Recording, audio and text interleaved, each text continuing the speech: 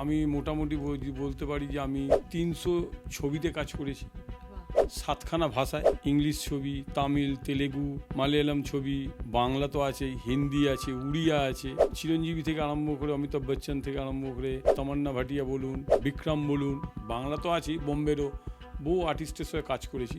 রক্তবীজ 2 যে ক্লাইম্যাক্সটা, টাওয়ারের মধ্যে 140 ফুট টাওয়ারে যেটা ফাইট হচ্ছিল, আমাকে এসেই অনেকে গল্প করে যে ওই ক্লাইম্যাক্সটা হেভি হয়েছে ছবিতে। আমি বহুরূপীতে দেখেছেন, আমি শিবুদার ড্যামি, আমি আবিরদার ড্যামি, আমি নিজের ক্যারেক্টার ছিল ডাকাতের, ফার্স্ট সিনে যে ডাকাতের ক্যারেক্টার, ওই গাড়ি চেজিং বলুন, ওই বাইক চেজিং বলুন, সম্পূর্ণ আমার কাজ। স্টান্টম্যানদের একটা সময় যারা ফিল্ডে যখন কাজ করে, বাইকে কোনো কাজ করছে, বডি ফায়ার করছে, তখন প্রত্যেকে ওকে উৎসাহিত দিচ্ছে, ক্লাব মারছে, এই করছে সেই করছে।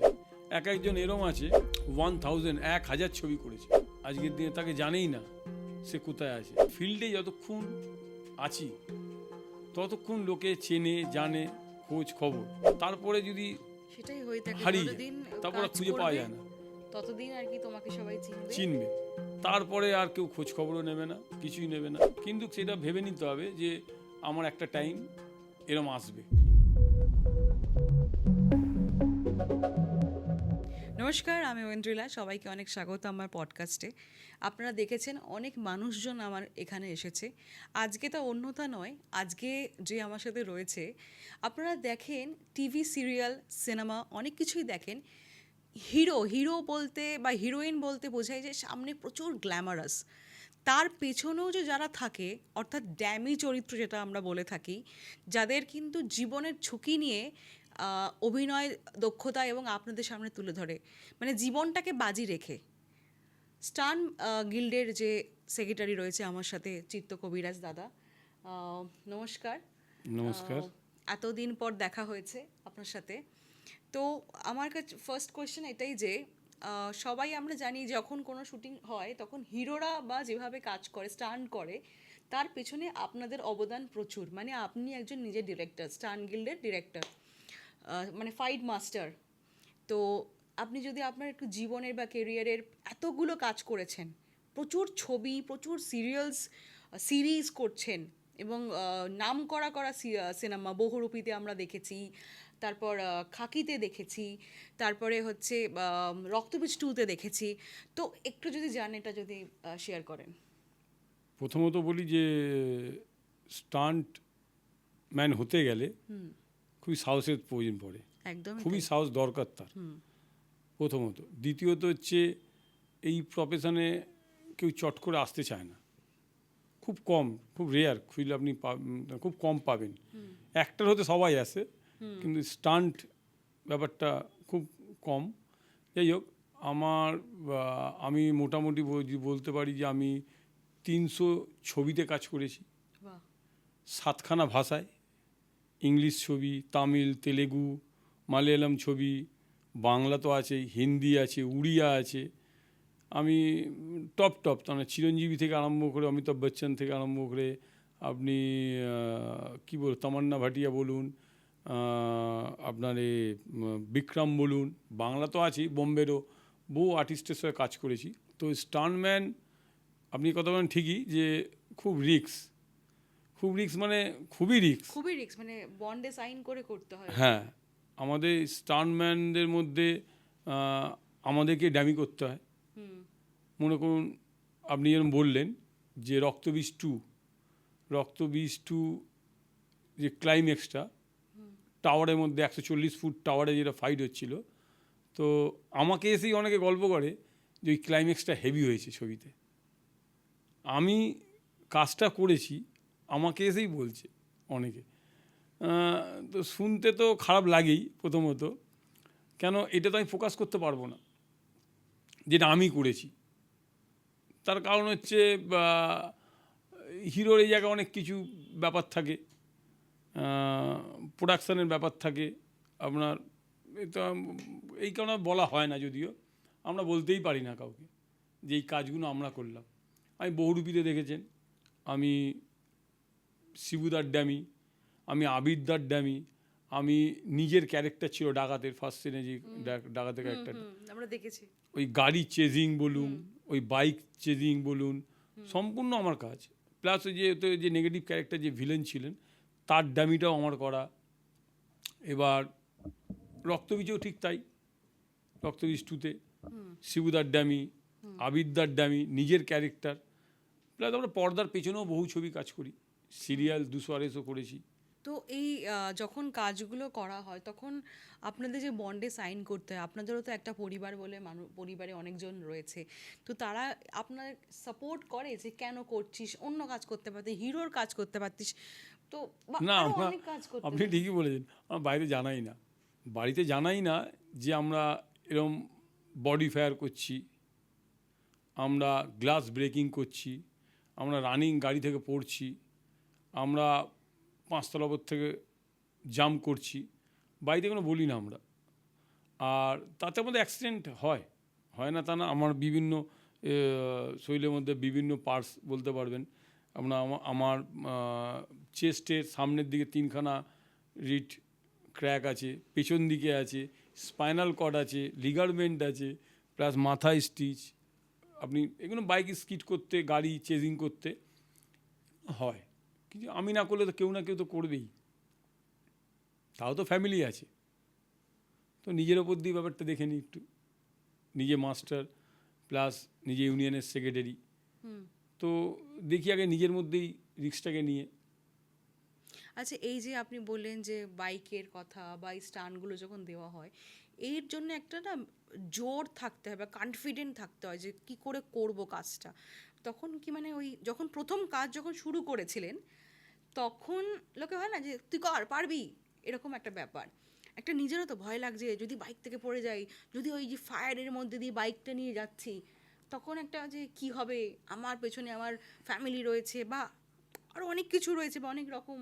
না না, তখন আপনি একটা এটা ঠিকই বলেছেন, কিন্তু আমাদের সেই মানে টাইমটা, সবাই সেই জানতে মুহূর্তে চায় যে আমাদের যেমন জিজ্ঞেস করে ব্যাক আপ দ্য স্টোরি কী হয়, যারা ব্যাক ক্যামেরায় কাজ করি আমরা, তখন অনেকে জিজ্ঞেস করে যে ওফ তোরা তো গ্ল্যামারাস ওয়ার্ল্ডে আছিস, ঠিক আছে, মানে তোরা খুব কোনো ব্যাপার নয়, অ্যাসিস্ট্যান্ট ডিরেক্টর, ও ডিরেক্টর কোনো ব্যাপার নয়, সিনেমাটোগ্রাফার ও কোনো ব্যাপার না, ও তো হয়ে যায়। তো এটারও একটা চ্যালেঞ্জিং না, আমাদের দায়িত্ব তো ওই কাজটা করার। আমাদের যখন ফিল্ডে চলে যাই, আগের থেকে তো বলা থাকে না যে এই হবে এই হবে, যখন ফিল্ডে চলে যাই ওখানে ব্যাক করতে পারি না। তার কারণ হচ্ছে ওখানে ব্যাক করার মতো জায়গা নেই, অপশন নেই। কেন আমার ওপর সেদিনকে আমি যেই কাজটা করবো, বাইক মনে করেন স্কিড করার আছে, কি একটা অ্যাক্সিডেন্ট সিকোয়েন্স করা আছে, পুরো ফোকাসটাই আমার ওপর। টোটাল ওখানে যদি 100 ইউনিট থাকে, ইউনিটটা পুরো ডিপেন্ড করছে আমার কাজটার উপরে। আমি এই জায়গার থেকে ব্যাক করা অসম্ভব ব্যাপার। কত মানুষের রেসপন্সিবিলিটি রয়েছে হ্যাঁ, একটা। প্লাস এই কাজটায় নেমেছি তো এই রিস্ক নেওয়ার জন্য। স্টান্টম্যান মানেই তো আমাদের সবসময় ঝুঁকে নিতে হবে এরম। আর দ্বিতীয়ত বলতে পারেন যে বাড়ি এবং আমাদের নিজেদের মধ্যে আমরা তখন চিন্তা করি না, ভগবানকে ডাকা ছাড়া কোনো উপায় নেই। আমি রক্তবীজ 2-তেই বলি, আমার জীবনে আমি অনেক রিক্সি শট দিয়েছি। হ্যাঁ, আপনি লাভ বলুন, বাইক স্কিড বলুন, গাড়ি চেজিং বলুন, কিন্তু আমার সবথেকে টাফ শট হলো আমার কাছে রক্তবীজ 2। আমি এমনি ভয় বেসিক্যালি খুব কমই পাই যদিও। তো আমি যখন ওই 120 ফুট ওপরে যখন টাওয়ারে ফাইট করছিলাম, কিছুক্ষণের জন্য আমার ঝোলার একটা সিন আছে এর মধ্যে। তো আমি ভাবলাম মনে হয় আমার এইটাই লাস্ট ছবি, কিছুক্ষণের জন্য ভেবে নিয়েছিলাম। কিন্তু যাই হোক, কাজটা করে যখন নাবি, আমাদের শিবপ্রসাদ, তো স্যার আমাকে গলা জড়িয়ে ধরে 5 মিনিট ধরে জাপটে ধরে রেখেছিল। তো ওইটাই পাওনা, আর কিছু না সেরকম। মানে ভালো কিছু আছে, আবার সেক্ষেত্রে লাইফের ঝুঁকিটাও রয়েছে। হ্যাঁ, তো আপনার কত বছর হয়ে গেল ইন্ডাস্ট্রিতে? আমার 20 বছর। আপনার দাদাও তো মনে হয় সেও তো স্টান্টম্যান ছিল। আমার দাদা ও স্টান্টম্যান, ও আমার থেকেও বড় বড় রিস্ক কাজ করেছে। আমার দাদা চলন্তি ট্রেন আসছে, জাম্প, জলে, আপনার শিলিগুড়িতে মেয়ের ড্যামি, ঋতুপর্ণার ড্যামি, আমার দাদা আমার থেকে বড় বড় রিস্ক নিয়েছে। তো আমার দাদার বডি একবার ফায়ার করতে গিয়ে পুরো বডিতে আগুন লেগে যায় প্রত্যেকার ছবিতে। আমাদের স্টান্টম্যানদের প্রত্যেকেরই কিছু না কিছু চোট আছে। আচ্ছা, এইটার জন্য কোনো একটা অ্যামাউন্ট বা কিছু আপনাদের কিছু দেওয়া থাকে হাউস থেকে বা কোনো না না না না না যে আমাদের জীবনের না না না না এরম কিছু আমরা এখনো পর্যন্ত রিটার্ন কিছু মানে পাইনি। জীবন বীমা যাকে বলে লাইফ না সেরম কিচ্ছু নেই, এটা পার্সোনাল করে করতে হয়, এইটা একটা ব্যাপার। দ্বিতীয়ত হাউসের থেকে সেই মুহূর্তে ইনিশিয়ালি যদি বলেন কিছু হাসপাতাল নিয়ে গেল, একটু ট্রিটমেন্ট করে দিল, কি বলতে গেলে আমাদের অনেক স্টান্টম্যান আছে, অনেক বড় বড় যারা এর থেকে বড় বড় চোট খেয়ে তাদের আজকে ক্যান্সার পেশেন্ট, তারা আজকে কেউ বিছানা শয্যা, কারো কিডনি ফেলিওর, মানে এরম আমাদের অনেক পেশেন্ট আছে যারা এই স্টান্টম্যানদের মধ্যেই, যারা দীর্ঘদিনই কাজ করতে করতে তারা আজ বসে গেছে। দেখার মতো কেউ নেই, এটা ঠিকই, এটা যার যা প্রফেশনে রিস্ক তো সব কাজই আছে। মানে তারা এতদিন যে কাজ করেছে তাদের ফ্যামিলি বা কেউ নেই দেখার মতো? না ফ্যামিলি আছে কিন্তু আদার্স কেউ দেখার মতন নেই, এইটাই আমাদের দুর্ভাগ্য বলতে পারেন। যে আমাদের একটা ফেডারেশন আছে আমাদের মাথার ওপরে, যার মধ্যে প্রেসিডেন্ট স্বরূপ বিশ্বাস, উনি আমাদের একটা মেডিক্লেম করে দিয়েছে 5 লক্ষ টাকা। আমাদের কিছু ঘটলে ওই মেডিক্লেমের ওপর বেস করে ওইখান থেকেই যা আমাদের ট্রিটমেন্টের ওপর হয়, মুখ্যমন্ত্রীর দেয়া আমাদের। তো যাই হোক আমাদের একটা এই মেডিক্লেমই আছে, এছাড়া আমাদের কিছুই নেই। আর কেউ কেউ পার্সোনাল ইন্স্যুরেন্স করে রাখে, আমিও যদি জানি যে এটা রিস্কি কাজ আমাকে ইন্স্যুরেন্সই করে রাখি আমি। এই যে অনেক দর্শকরা বা অনেকেই জিজ্ঞেস করে থাকে শুটিংয়ে যে কি করে বাইক জাম বলুন বা যে ফায়ারের মধ্যে যে বাইকটা যাচ্ছে বা এই যে চলন্ত ট্রেন নিয়ে বললেন বা অনেক রকম স্টান্ট তো রয়েছে বা হাই জাম যেটাকে বলে আর কি, অনেক কিছুই আছে। তো এইটা নিয়ে যদি একটু কিছু বলেন। অ্যাকচুয়ালি আমাদের তো এগুলো প্রথমের দিকে প্র্যাকটিস আছে, আমরা করতে করতে প্র্যাকটিস, আমাদের যারা প্রথম যারা স্টান্টম্যান যারা হতে আসে তারা যেরকম এখন যারা আসে তাদেরকে যেরকম আমরা প্র্যাকটিস করাই, যখন আমরা এসছি আমাদেরকে সিনিয়ররা প্র্যাকটিস করিয়েছে, আমার দাদারা করিয়েছে, আরও সিনিয়ররা করিয়েছে। তো এই প্র্যাকটিস আমাদের প্র্যাকটিসের মধ্যে থাকতে হয় এখনও আমাদের প্র্যাকটিসের মধ্যে সপ্তাহে 3 দিন প্র্যাকটিস হয়, স্টুডিও উল্টো দিকেই মানে আমাদের এই প্র্যাকটিস গ্রাউন্ড আছে, প্র্যাকটিসটা কতক্ষণ ধরে হয়? হয় 3 ঘন্টা মিনিমাম। সেইখানে আপনার বাইকের বলুন, বডি ফিটনেস রাখার জন্য বলুন, প্লাস আমাদের অ্যাকশান বলুন, আমাদের পড়াপুরি বলুন, কারণ স্টান্টম্যানদের মধ্যে হর্স রাইডিং থেকে আরম্ভ করে বিভিন্ন গাড়ি বলুন, বিভিন্ন বাইক বলুন, প্লাস বিভিন্ন রকমের অ্যাক্টিভিটিস আমাকে শিখে রাখতে হবে, সুইমিং বলুন। আচ্ছা, এই যে বলছেন যখন পড়েন তখন কি যে ফ্লোরটা দেওয়া হয় একদম মানে তার তলে তো নিশ্চয়ই কোনো মানে চাদর বলুন বা কোনো ব্ল্যাঙ্কেট কিছু বিছিয়ে রাখা হয় নাকি? না না না না না, একদম পুরো যখন ডাইরেক্ট গ্রাউন্ড ফাইট হয় তখন কংক্রিট এরকম ঢালাইয়ের ওপরে আমরা ফলিং। তো সেক্ষেত্রে তো লাগবে। হ্যাঁ নিশ্চয়ই, তো লাগে তো, আমরা যদি ওরম কি দিয়ে রাখি ও তো ক্যামেরাতে আসবে তো আমাদের এরম। বা বটল শট যেটাকে বলে না ওইগুলো কোনো সুগার বোতল, ওগুলো আমাদের বোতল ওই সেরমভাবে করা বোতলটা। বা জানলা দিয়ে যেটা আর কি বলে, জানলা দিয়ে আগে যেটা হতো জানলা দিয়ে ভেঙে চলে যেত নিয়ে। হ্যাঁ হ্যাঁ, না না ওইগুলো আমাদের সুগার বোতল, ওগুলো টাফিং গ্লাস, কাঁচি আচ্ছা, ওগুলো কি সেম লাগে? এই হ্যাঁ হ্যাঁ লাগে। এইটাতে ওইটা আমাদের শুটিং পারপাসে বানানো, ওটা গুঁড়ো গুঁড়ো হয়ে যায় মিষ্টির মতো, হ্যাঁ, চিনির গুঁড়ো মতন গুঁড়ো হয়ে যায়। হ্যাঁ। আর যেগুলো এমনি গ্লাস সেগুলো লম্বা লম্বা, তাতে আমাদের বিভিন্ন অ্যাক্সিডেন্ট হয়েছে। আমাদের একজন ফাইট মাস্টার সিনিয়র আমার, উনি বিমল রায়, যা খুব লম্বা লম্বা চুল, বহুদিন ধরে করছে। বিমল রায়ের 65টা সেলাই পড়েছিল একটা চিরঞ্জিতদার ড্যামি করতে গিয়ে। তো ওইগুলো তখন অরিজিনাল গ্লাস চলতো তখন, এখন এগুলো টাফিং গ্লাস হচ্ছে। আমরা যেরকম বাইক গ্লাস ভেঙে বেরাচ্ছি, আমরা আগুনের মধ্যে দিয়ে বেরাচ্ছি, এটা রিস্ক তো আছেই, আমাদের এটা প্র্যাকটিসও আছে, প্লাস করতে করতে আমাদের অভ্যেস হয়ে গেছে একটা, যে এইগুলো এরমভাবে হয়। আর প্লাস দ্বিতীয়ত আর একটা ব্যাপার, আমরা যদি কোনো কাজ করি, অডিয়েন্স যদি ঠিক থাকে, পাবলিক যদি ঠিক থাকে, যে কোনো কাজই আমরা রিস্ক নিয়ে নিই। যখন কাজগুলো করেন, এই যে বলছেন যে আপনাদের প্র্যাকটিস থাকে, এর বাইরে মানে স্টান্টম্যান আরও তো অনেক লাইফ ঝুঁকি, মানে আপনি জানেন যে আপনি বললেন যে রক্তবিস্মৃতি মনে হয় যে আমি আর হয়তো মনে হয় না যে এটা এমন আমার লাস্ট ছবি, তখন একটা কনফিডেন্টের আমাদের অভাব হয়ে যায় যে কি হবে কি হবে না। এইটা কিভাবে ওভারকাম করা যায়? তা আমাকে তখন সেই টাইমে সেই মুহূর্তে মনে করি আমার ফ্যামিলির কথা চিন্তা করতে হয়েছে, আমাকে ফ্যামিলি আর ভগবানকে রাখতে হয়েছে। এর বাইরে কি করতে পারি? এরকম স্টান্টম্যান তো অনেকেই আছে, আমরা দেখেওছি বলিউডে যেদিন আগে একজন মারাও রিসেন্ট গেছে। গাড়ি জাম করতে গিয়ে মারা গেলেন মারা আমাদের গেছে। চেন্নাইতে, আমাদের স্টান্টম্যান। আমরাও এখানে তার জন্য যা করার করেছিলাম। তো এই গাড়ি জাম করতে গিয়ে আপনার আরেকজন দুজন হেলিকপ্টার থেকে জাম্প আচ্ছা, করেছিলেন। এইটা কি করে হয় এই গাড়ি জাম বা? গাড়ি জাম্প র্যাম্প বানানো হয়, এখানেও আমরা করি র্যাম্প। তো এবার র্যাম্প গাড়ির একটা স্পিড, এই তো হলিউডে, আমাদের বাংলা ছবিতে বাজেট খুবই কম।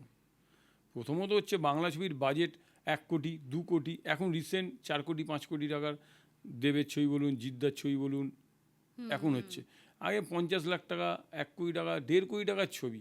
আর এখন যদি কোনো ছবি 5 কোটি টাকার যদি ছবিও করে, তার রিটার্ন সেরকমভাবে পাওয়া যাচ্ছে না, কেউ রিস্কও নিচ্ছে না। তো এই যে আমাদের একটা গাড়ি যদি জাম করতে যাওয়া হয়, ঠিকঠাকভাবে একটা গাড়ি জাম করতে গেলে তার পেছনে মিনিমাম খুব কম করে 10 লাখ টাকা খরচা আছে একটা খালি গাড়ি জাম্পে। তো এইগুলো আমাদের বাংলা ছবিতে সম্ভব না। এগুলো সাউথের, বোম্বে করছে, তাদের আবার হলিউডে তার থেকেও আরও বেটার। বেশি বেশি তাদের তাদের শ্যুটের আগে রিহার্সাল হয়, 5 বার 10 বার রিহার্সাল হয়। আমি তো হলিউডের ছবিও করেছি, আমার 2 দিন ধরে রিহার্সাল হয়েছে, 3 দিনের মাথায় ট্রেক হয়েছে। তো এদের বাজেটের তো কোনো লিমিট নেই। প্রথমত এদের কাজটা টোটালি অন্যরকম। আর বাংলা ছবি যেরমই বলুন, এগুলো আমাদের র্যাম্প বানানো হয়, র্যাম্পের মধ্যে দিয়ে গাড়ি একটা পিক আপ বেঁধে দেওয়া হয়, তার মধ্যে দিয়ে আসা হয়। তো এইটাও খুব রিস্ক, গাড়ি পাল্টি যখন খায়, কেন গাড়ির তো ওপরটা তো খুবই খুবই কী বলবো আপনাকে, টিনের বলুন, লোহা জাতীয়, খুবই নরম। তো ব্যান্ড খেয়ে গেলে পুরো রোলিং হলে পুরো চেপটে যাবে ওপর পোর্শনটা। আমাদের টেকনিক্যালি সেরমভাবে করা হয়, ভেতরটা লোহা জাতীয় পাইপ জাতীয় জিনিস দিয়ে বানিয়ে ওটাকে বডিটাতে না খায়, ভাঁজ খায়। তো সেরমভাবে বানিয়ে করতে হয় আমাদের। বাইকটাও ঠিক সেরমভাবে, বাইক জাম্প আমরা করি। তো আপনি তো বলিউডেও কাজ করেছেন, অমিতাভ বচ্চন জি, এই বললেন তামান্না ভাটিয়া, আরও অনেকের সাথে কাজ করেছেন। তাদের এক্সপিরিয়েন্সটা কেমন আপনার কাজ করে? তাদের অ্যাকচুয়ালি তাদের না, আপনার তাদের সাথে এক্সপিরিয়েন্সটা কেমন? না, আমি কাজ শিখি ওদের ওদের ওইসব কাজ করতে গেলে আমি ওদের কাজ দেখি, শিখি, চেষ্টা করি। এবং আমাদের বাংলায় মনে করুন যে কোনো কাজ, আমি যদি 2 দিন পর আমার শ্যুটিং আছে, এখন তো অনেক কিছু ইউটিউব সব বেরিয়ে অনেক কিছু বোঝা যাচ্ছে। আমি ওই সিকোয়েন্সটা 2 দিন পর করব, আমি ওই বাইকের সিকোয়েন্সটা, ওই বডি ফায়ারটা, ওই গ্লাস ব্রেকিংটা আমি বাড়িতে 4 ঘন্টা করে খালি দেখব। আমি যেটা করি বেসিক্যালি, কারণ আমার তো সেরমভাবে দেখা নেই। আমি তার থেকে 10%ও নিতে পারি, ওইটাকে এর মধ্যে ইউজ করি, ব্যবহার করি কাজের মধ্যে।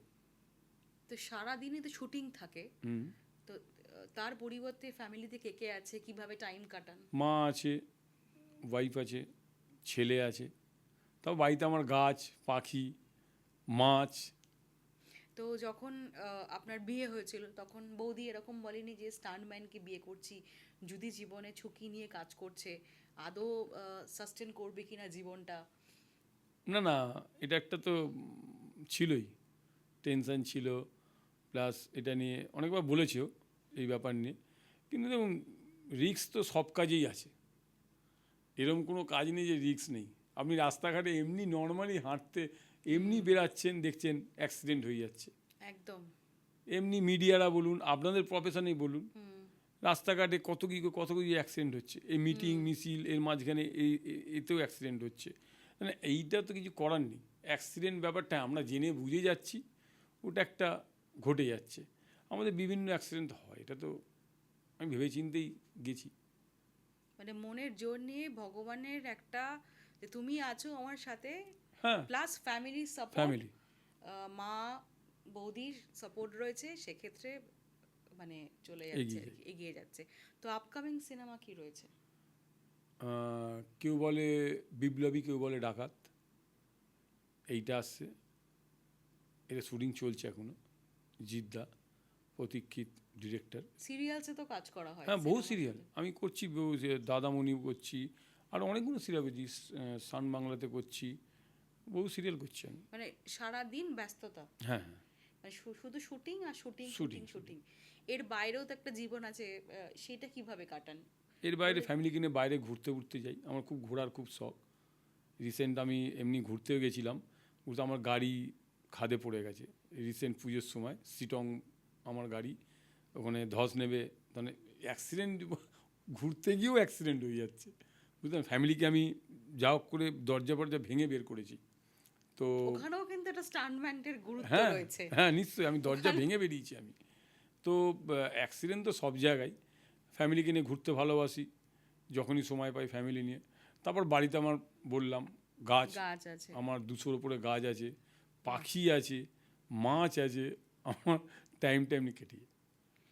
তো স্টান্টম্যান করতে করতে কোনোদিন মনে হয়নি যে আমি মূল স্রোতে ফিরবো, মানে অ্যাক্টিং করব, বা ঠিক আছে যদি আমি হিরো না হতে পারি, আমি তো অনেক ক্যারেক্টার আর্টিস্টও হয়, সেখানেও তো করতে পারি। আমি তো করি, আমি বহু ছবিতে, আপনি আমার বহু ছবি আমি ক্যারেক্টার আর্টিস্ট, এই রক্তবীজেও আমি ক্যারেক্টার, বহুরূপীতেও আছি, আপনার যে কোনো ছবিতে ক্যারেক্টার। আমাকে আমাকে নাকি দেখলে পুলিশ অফিসার না আর্মি, এরম খাকি 2 বলুন, চাই যে কোনো ছবিতে আপনি নেগেটিভও দেয়, তো ক্যারেক্টার করি। কিন্তু প্রথম দিকে তো আমার স্টান্টম্যান হয়, আমাদের তো একটা ছাপ্পা আমাদের স্টান্টম্যান নামেই তো আছে। এখন আমি ক্যারেক্টার, এখন আমি অ্যাকশান ডিরেকশান দিচ্ছি বলে নিজের কাজে নিজে ক্যারেক্টারে চলে যাচ্ছি। প্লাস যত রিক্সি কাজগুলো থাকে বাইকের, চাই গাড়ির, ওগুলো করি।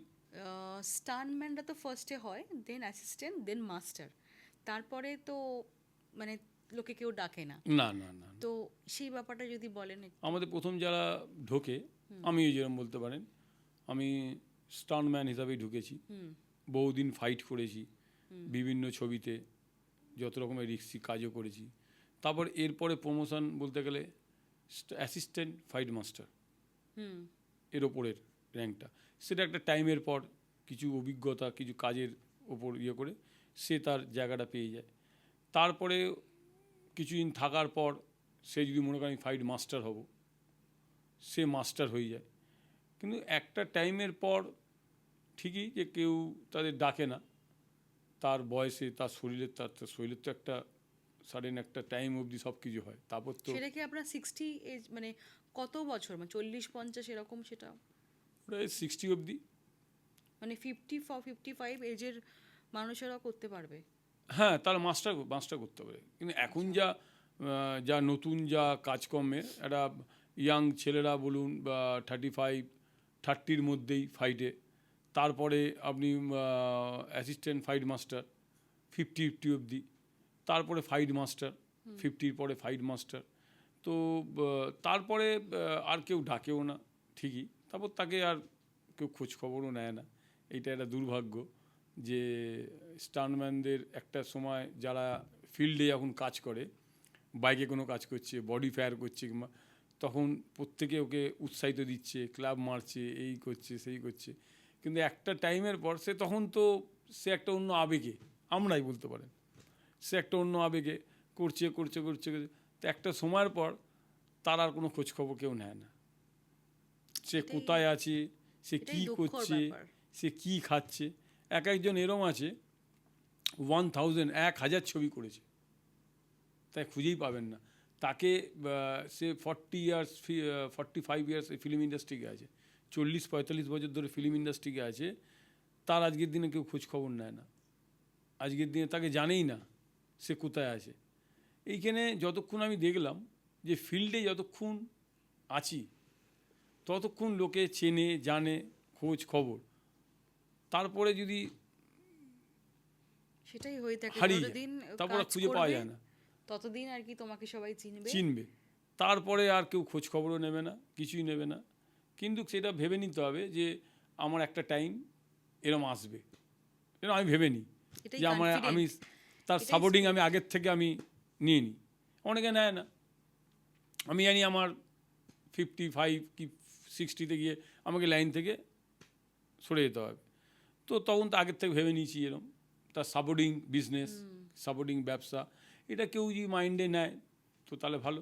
আর যদি কেউ না নেয়, হ্যাঁ এটা বলতে পারেন যে পয়সা আছে, ফিল্ম ইন্ডাস্ট্রিতে পয়সা আছে, কিন্তু ধরার কারো ক্যাপাসিটি আছে, কারো নেই। কেউ ধরতে পারলো ভালো, কেউ না ধরতে পারলো ভালো না, এই হচ্ছে। আচ্ছা, এই আপনারা যে রেগুলার ওয়েতে জিম বলুন, চর্চা করেন, এগুলো মানে স্টান্টম্যানের সাথে সাথে কিভাবে মানে দৈনন্দিন জীবনে কিভাবে চর্চাটা করেন এইটা একটা ভালো এই কথা যে বলেছেন। যোগা বলুন বা জিম বলুন কি করে করেন মানে এটা কি ভালো খেলে কথা সুবিধা বলেছেন হয় যে মানে আপনি কি ভালো খেলে হয় আপনি ভালো করে জানেন যে ক্যামেরাতে মোটামুটি একটা ওয়েট ক্যারি করে, হুম হুম যা আমি আছি তার থেকে একটুখানি একটু বেশি বেশি হয়। আপনি হিরোইনদের তো দেখেনি। হ্যাঁ, তো এই জায়গাটাও অনেককে যারা ফলো করে, যারা মানে, তারাই আমি আমি মনে করি যে আমাকে লং টাইম থাকতে হবে, তো আমাকে কন্ট্রোল করতেই হবে। আমার তো এইটাই তো আমার প্রফেশন, আমাকে দেখাটাই তো লোকের কাছে, আমার তো অন্য কিছু নেই। ঠিক তো আমাকে খাওয়া দাওয়া কন্ট্রোল করতে হবে, রেগুলার এক্সারসাইজ জিমের মধ্যে থাকতে হবে। ঠিক, আমি আমার বয়সটা বললাম না কিন্তু, তার কারণ কেউ ভাববে আমার বয়সটা বললে কেউ বিশ্বাসই করবে না। তো সুতরাং সেই বলছি, আমি আমাকে দিয়েই বলছি যে আমি 30 বছর আমি একই ওয়েটে রয়ে গেছি। এক বছর এক কেজি আপ অ্যান্ড ডাউন, 66 থেকে 67, ওর ওপর আর আমি করিনি। ঠিক আছে, তো যাই হোক, এই খাওয়া দাওয়া জিভটাকে কন্ট্রোল করতে হবে। হ্যাঁ, প্লাস দ্বিতীয় আমি জানি এই প্রফেশনে থাকতে গেলে তো এইটাই তো, কেন একটা সময়ের পর চেহারা ভারী হয়ে যায়, হেলদি হয়ে যায়, তখন অনেকে যে সব কম বয়সে হলেও যদি হেলদি হয় তাকেও সাইড হয়ে যেতে হবে। সে তো যতক্ষণ ফিটনেস আছে ততক্ষণ স্টান্টম্যান, সে ডিরেক্টর বলুন, চাই অ্যাসিস্ট্যান্ট বলুন, চাই ফাইটার, তিনটে খাওয়া সেই দাওয়াটাও সেম থাকে মানে সেম সেম। সঠিক পুষ্টি খাওয়া হ্যাঁ হ্যাঁ, সেভাবেই মেনটেন করেন মেনটেন করতে হবে। মানে কোনো জায়গায় গেলে ধরুন বিয়ে বাড়ি আর একটা জিনিস ভালো কথা বলছি আমি, এই আমার এটা আমার দেখা, যে ফিল্ম ইন্ডাস্ট্রিকে এই সব প্রফেশনের মধ্যে এই যদি কেউ, আমি বলছি এটা ওপেন ইয়েতেই, যে ড্রিঙ্কস, স্মোক, এইগুলো কিন্তু শরীরের মধ্যে বিশাল একটা এফেক্ট। মানে এগুলো কন্ট্রোল করতে হবে এইগুলো কন্ট্রোল মানে এগুলো টোটালি বাদ দিতে হবে, টোটালি বাদ দিতে হবে। সে যদি মনে করে সে আগে তো আমি নিজেকে ভালোবাসবো, আমি নিজেকে ভালোবাসি আগে, তারপর না, তো এইগুলোর থেকে দূরে থাকতে হবে, অনেক কিছু কন্ট্রোল করতে হবে, ত্যাগ করতে হবে, তাহলে ঠিক থাকবে। যদি এগুলো কন্ট্রোল না করলে সেই প্রবলেম। তো বলিউড টলিউড পাশাপাশি কাজ করছেন, তো আপনার চোখে কোনটাকে বেশি সাপোর্ট করবেন, বলিউডকে টলিউডকে? আর বলিউডে এত মানুষের সাথে কাজ করেছেন, যেটা আমি আগেও কোয়েশ্চেন করেছি, তার তো একটা এক্সপিরিয়েন্স আপনি বলেছেন। তো দুদিকে যদি দেখি, একটু যদি কোনো কাজ নিয়ে যদি একটু বা কোনো ইন্টারেস্টিং টপিক বা ইন্টারেস্টিং যদি কাজ এক্সপিরিয়েন্স যদি বলেন। যদি বলেন, দেখুন আমি টলিউডে কাজ করে খাই, সুতরাং আমি টলিউডকেই বলবো আগে, ঠিক আছে। আর যদি বলেন বলিউডের কথা বলেন, ওটা আমরা কাজ করি ঠিকই, ওখানে শেখার থাকে, কিছু শেখার থাকে, কিছু অনেক শেখার তো অনেক কিছুই আছে, কিন্তু আগে যদি বলেন তাহলে আমরা টলিউডকেই বলবো যে আগে। হ্যাঁ, হিন্দি ছবি বহু কাজ করেছি, বহু হিন্দি ছবি করেছি, সাউথের ছবি করেছি। রিসেন্ট দুটো ছবি আসছে, একটা প্রভাসকে নিয়ে কলকাতা হচ্ছে, আর একটা আপনার চিরঞ্জীবীকে নিয়ে। আচ্ছা, দুটো ছবি রিসেন্ট আসছে, হিন্দি ছবিও দুটো আসছে, ওয়েব সিরিজ। ওখানে আপনি আমি কাজ করছি ওতে, তো কথাবার্তা হয়ে আছে। তো প্রভাস আসছে আর একটা ছবিতে, আর চিরঞ্জীবী আসছে, সাউথের ছবি। তো আমরা ওদের কাজ তো এমনি ক্যালকাটা গল্প, এখানকার যদি গল্প থাকে তো বেসিক্যালি আসতেই হয়। তো আমরা কাজ করি, কাজ শিখি অনেক। ওদের বললাম না, অ্যাকচুয়ালি ব্যাপারটা হচ্ছে কি, ওদের বাজেট আর আমাদের হিউজ আকাশ পাতাল ডিফারেন্স। সুতরাং ওদের নিয়ে চিন্তা ভাবনা, ওদের ওয়ার্ল্ড বলুন, এশিয়ার রিলিজ বলুন, ওদের 6,000 হল, আমাদের 50টা হল। তো এর অনেক ডিফারেন্স সব দিক দিয়ে। সুতরাং ওদের সাথে আমাদের ভাবাটাই ভুল। হ্যাঁ, কিছু দেখার থাকে, কিছু শেখার থাকে, দেখি, শিখি, কাজ করি। আমি রজনীকান্তের সাথে বলুন, চিরঞ্জীবীর সাথে বলুন, আপনি বিক্রমের সাথে বলুন, প্রভুদেবা, সমীনা রেড্ডি, বহু, রবি তেজা। এই এতগুলো জনের সাথে যে কাজ করেছেন, সাথে এদের রেটিং যদি বলে যে এদের 10-এর মধ্যে কত দেবেন, আপনি বলুন আমার কত দিতে পারবেন? সাথে প্যারালালি জিদ্দা এবং দেবদা বা প্রসেনজিৎ দা সবার সাথে যেটা করছেন। দেখুন, এই জায়গায় কিন্তু বুম্বাদা, টলিউড বলিউড যত যা বলবেন, শেষ কথা বুম্বাদা, ঠিক আছে, বুম্বাদা ইন্ডাস্ট্রি কিন্তু। বলে কথা, হ্যাঁ, ইন্ডাস্ট্রি বলে ইন্ডাস্ট্রি কথা। বলে কথা। আর একটা যদি বলেন যে আমি যাকে খুব মানি এবং আমার খুব এটা, অমিতাভ বচ্চন। উনি তো আমাদের, ওনার নিয়ে ভাবা বলা টোটালি ভুল, কিন্তু আমাদের কাছে অমিতাভ বচ্চন বুম্মাদাই। তাহলে আপনারা দেখলেন যে আমার সাথে আজকে ছিল স্টান্টম্যান মাস্টার চিত্তরা ছিল আমার সাথে, যারা জীবনের ঝুঁকি নিয়ে কাজ করে আপনাদের সামনে তুলে ধরে। তো কেমন লাগলো দাদা আজকে এসে? খুব ভালো লাগলো। এরকম তো পডকাস্টে কি আগে কোথাও গেছে? না, আমি এমনি ইটিভি বলুন, স্টার বাংলা বলুন, আমাদের মাঝে মাঝে ইন্টারভিউ দেওয়া হয় স্টান্টম্যানদের ওপরেই। আপনি না, এরম আমি কোনোদিন আসিনি। আমার খুব ভালো লাগলো এই ভাইদের প্লাস আপনার সাথে কথা বলে। অ্যাকচুয়ালি আমি কিন্তু বেসিক্যালি আমি গিয়ে কোনো জায়গায় ইন্টারভিউ আমি দিইনি, আসিও নি। অ্যাকচুয়ালি আপনি এরকম করে বললেন, আমি বললাম না, এটা একটা এক্সপেরিমেন্টের জন্য আমি যাই, দেখি জিনিসটা কি। এটাই কারণ। আজকে আমার পডকাস্ট শোতে এলেন, টকবক উইথ ভেন্ট্রিলার শোতে, যদি একটু অডিয়েন্সকে যদি কিছু বলেন। অডিয়েন্সকে বলবো যে টকবক উইথ এঞ্জেলা। তো যাই হোক, এখানে খুব ভালো লাগলো আমার এখানে আসার। দর্শককে বলবো এটা দেখবেন, পাশে থাকবেন, সঙ্গে থাকবেন, সাপোর্ট করবেন। এই বলে নমস্কার। নমস্কার।